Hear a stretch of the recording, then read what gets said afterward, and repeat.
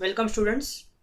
Today we will start our discussion on the topic involute. Now what does an involute means?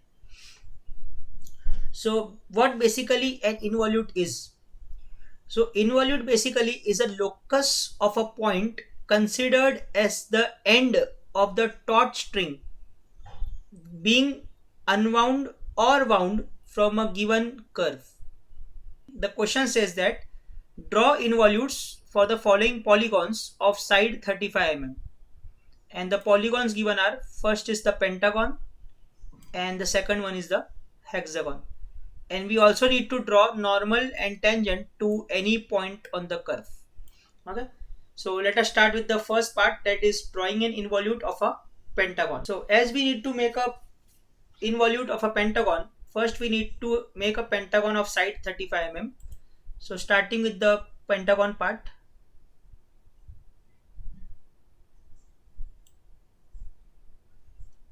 so 35 mm side of a pentagon, then we have to measure 72 degrees from this side, 72,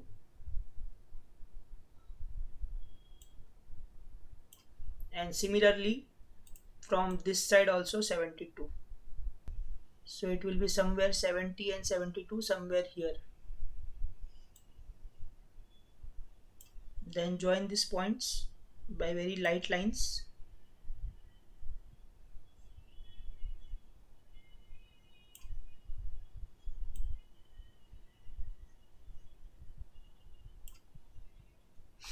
Now with the compass,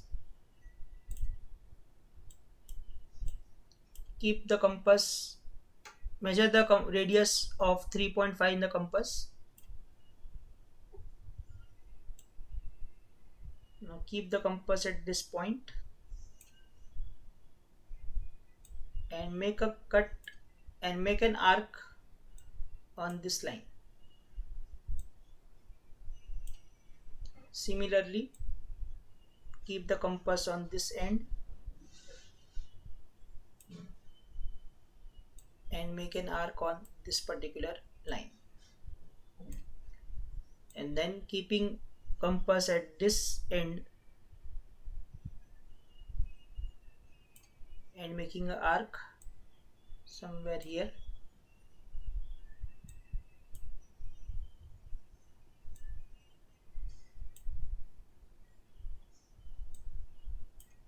The same goes from that point, keeping it here,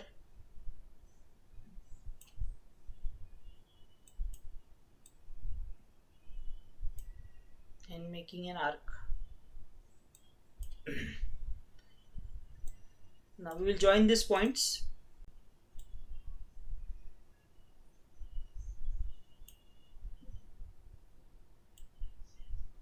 With a straight line.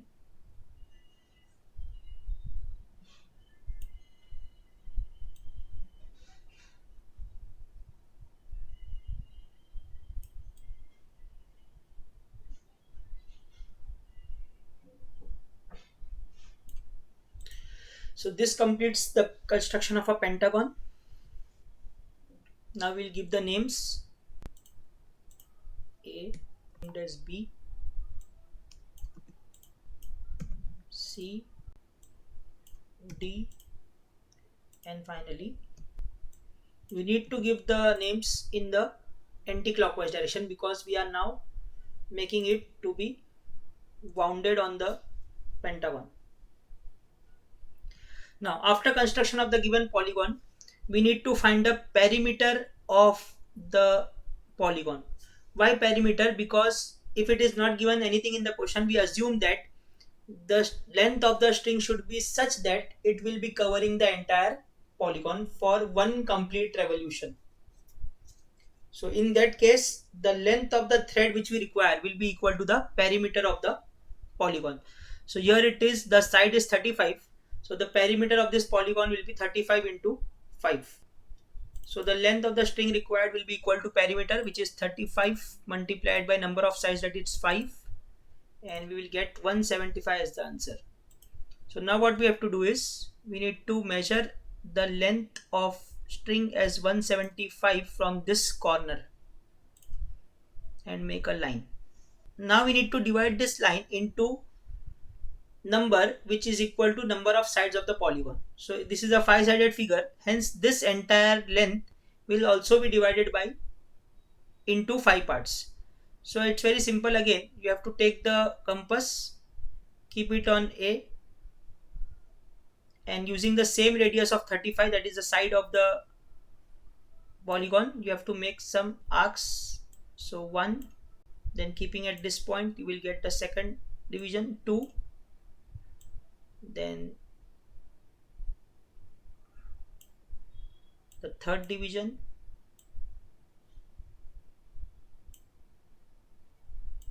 fourth division, and the remaining will be the fifth division.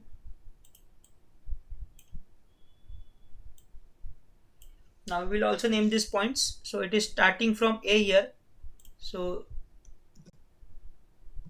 this will be termed as B, then it will be C, D, E, and then again it will return back to A. Now, so this is the basic steps which we have to do in any of the polygon if asked for involute. Now next step, we have to extend these lines. We have to extend the sides of the polygon. For example, it is going from A to B. That's the important thing, where to extend. So direction of extension should be from A to B, B to C, and so on. So here A to B is in this direction, so it will be extended in this particular direction. So A to B, this will be extended at this particular direction. Then it is going from B to C there, B to C. So extension will be from B to C like this. Then C to D.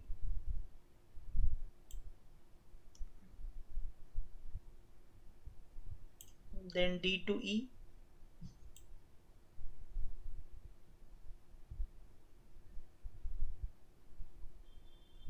And then finally E to A, which is already there. Now, as we have said in the definition that the involute is the locus of the end point of the string. So let us say this is the end point. I will name this as P so that we can trace the locus of point P. So this point, the end will be point P, of which we are going to trace the locus named as involute.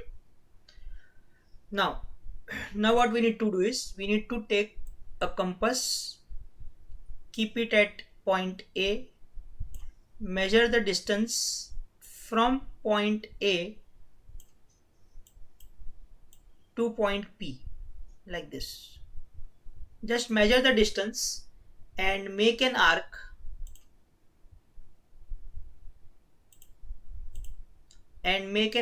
from this point, taking A as center and AP as a radius. Draw an arc which cuts till this projector.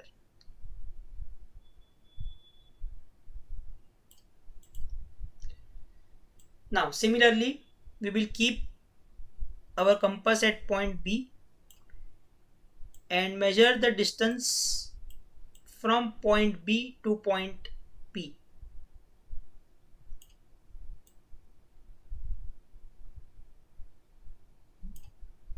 Then now keep the compass at point B and continue this arc till the next projector, which is this one.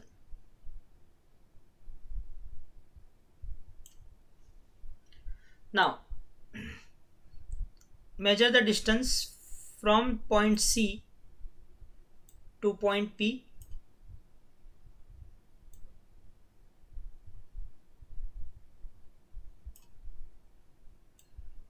Take the compass to point C and then continue this arc up to the next projector.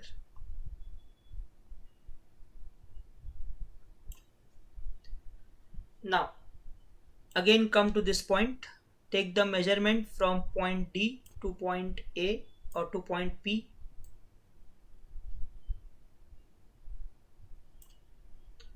Then come to point D, keep the compass at point D, continue the arc till next projector.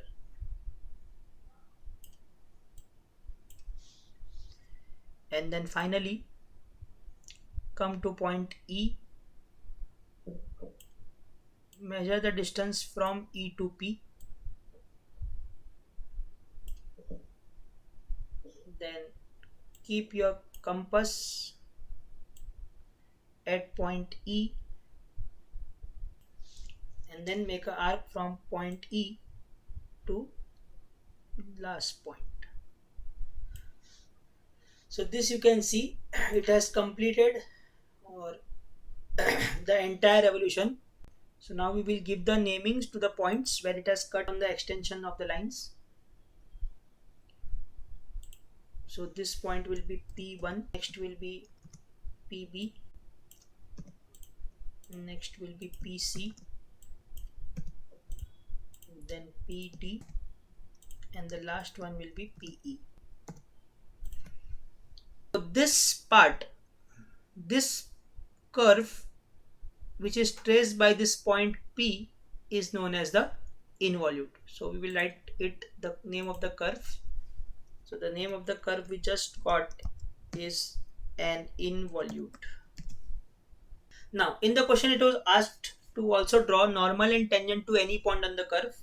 So let us say I will consider this point because it is told to me to consider any point on the curve. Let us say I am considering this point on the curve on which I need to make the tangent. So let us name that point as M. You can name it any alphabet of your choice. Let us say I am naming it as M. Now what you need to do is you need to connect this point A. Now why point A? That is the important part.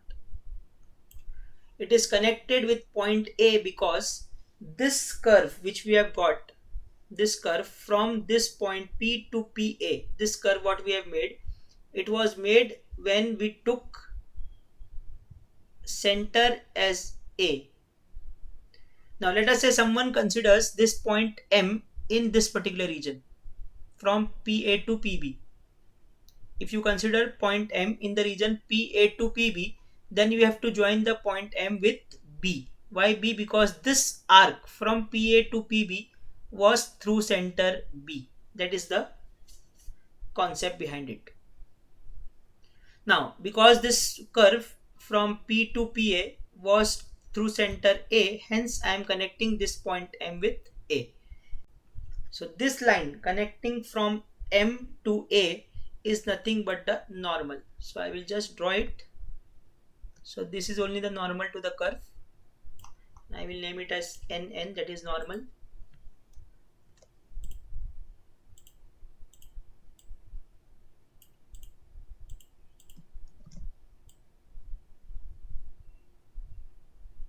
And then we want to draw the tangent, and we know that normal and tangents are always perpendicular to each other. So I will mark 90 degrees.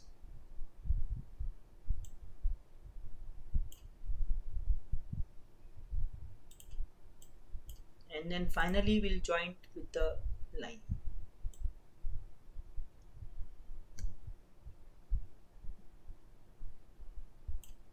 So this line we just now got is nothing but the tangent. So I will name it as TT. Hope you have understood the question, and now we will proceed further for the hexagonal part. Thank you.